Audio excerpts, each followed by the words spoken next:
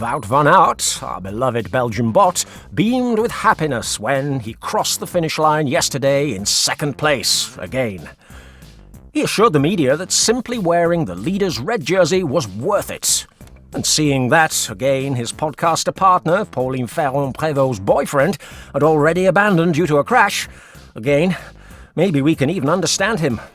What we can't understand is the organisational disaster of this Vuelta a España of Javier Guillen, Fernando Escartin and Oscar Pereiro.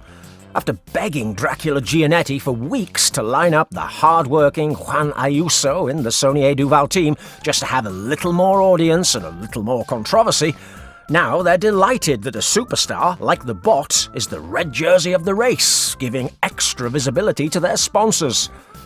What we don't understand is why they've belittled Kaden Groves, the only great sprinter who has wanted to compete in Spanish races during the last 3 years, and they didn't nudge him to go up to the podium to collect his well-deserved green jersey as leader of the points classification.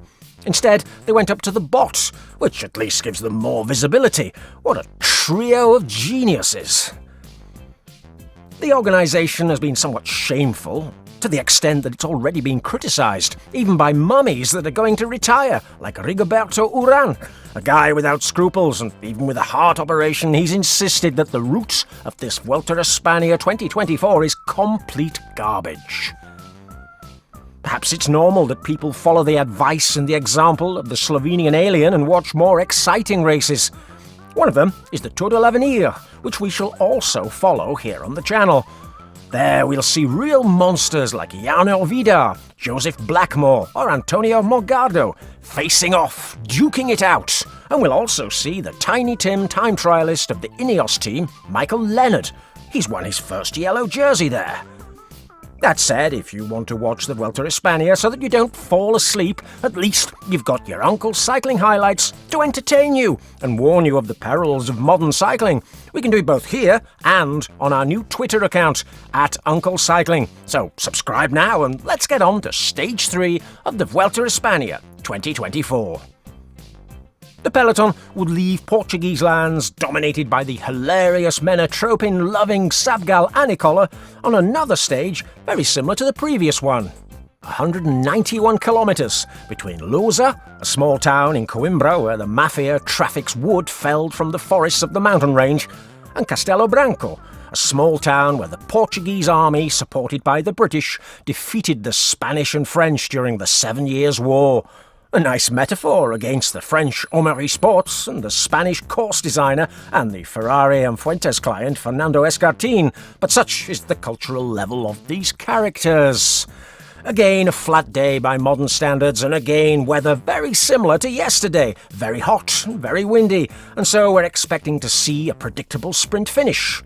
It would be nice if the red jersey could beat the underrated green jersey today, or if any of the young outsiders like Corbin Strong or Pavel Bittner would take that great step forward and give us a nice surprise during the stage. The main challenge for all of us really is not to fall asleep. Would we manage it? At least we had the Belgian bot dressed all in red to thrill the public and with promises of trying to achieve his first World Tour victory since Kuurne back at the beginning of the season. However, what we experienced just after the start of the stage was a duplicate of what happened yesterday. While on Sunday we saw guest team riders Yvonne Ruiz of Kean Pharma and the 40-year-old Euskaltel-Euskadi linchpin getting into the breakaway, today it was these same two riders. And 2 more teammates who tried from the start to add just a little excitement to the day, which couldn't have been more disappointing.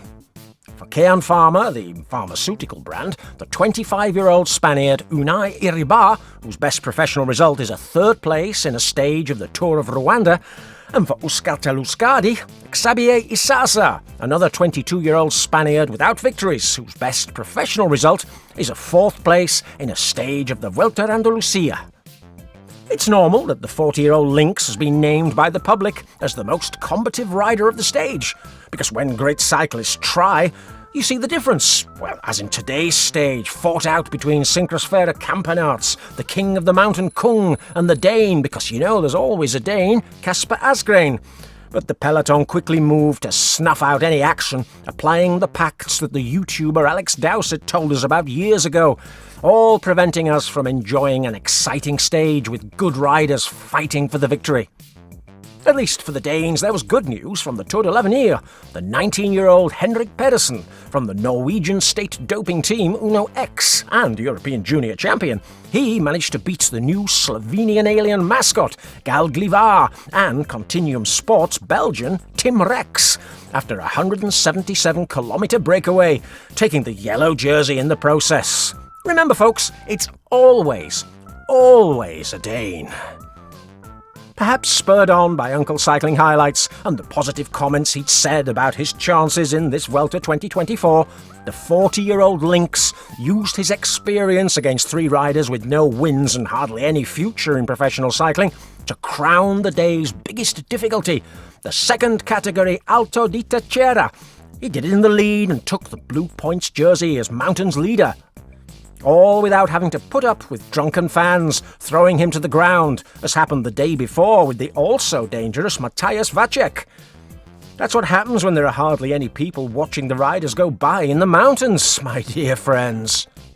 The Lynx continued to assert himself by taking out his veteran appendage to piss in the face of his breakaway companions, going first both at the intermediate sprint and on the second mountain pass of the day, a fourth category. Undoubtedly, the farewell preparation of this rider without major victories in more than 15 years until the last 12 months is going to be historic, and so it's only normal that he takes the adulation of the fans. Another rider of his generation, the guy who came close to doping but didn't, Robert Hessink, was leading the peloton again at an extremely slow pace, but still enough to catch riders of such a low level, and he did so with 21 kilometers to go. As the stage was so boring, Primoz Delgado in the Spanish TV broadcast wanted to pay tribute to the doper of Operation Puerto, David Blanco. He was the maximum number of wins of the Volta Portugal. 5 titles, count them. It just stopped short of drooling on the Spaniard.